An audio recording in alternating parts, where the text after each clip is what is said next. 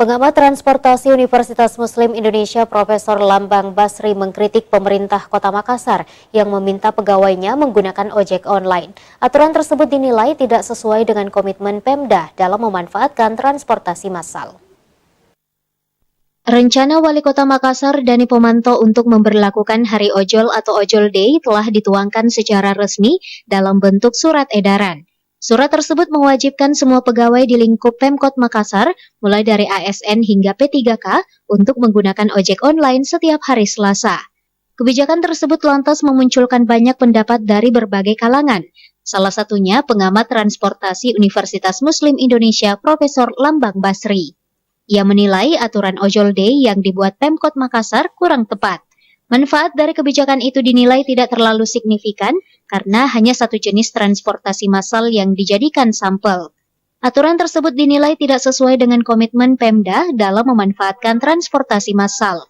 Lebih diharapkan sebetulnya para pemerhati transportasi itu untuk mendorong penggunaan angkutan umum, bahkan angkutan umum berbasis massal.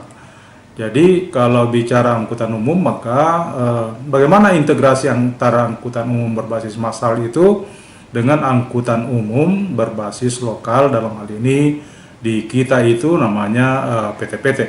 Itu yang perlu sebetulnya dibangun dengan kolaboratif antara manajemen angkutan umum massal dengan manajemen angkutan umum lokal yang dipandu oleh wali kota dan gubernur. Gubernur dalam hal ini adalah yang berkaitan dengan BRT, lalu kemudian teman bus itu ya sudah ada. Jadi kalau itu dilakukan maka teman-teman secara nasional itu baik di masyarakat transportasi Indonesia maupun forum transportasi antar perguruan tinggi seluruh Indonesia itu akan memberi apresiasi yang besar dan supporting kepada Pak Wali Kota pernyataan itu atas edaran itu.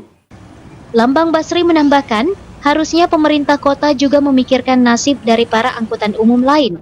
Ia mendorong penggunaan semua angkutan umum berbasis massal seperti PT-PT yang ada di Makassar. Wahyu Saputra, Celebes TV.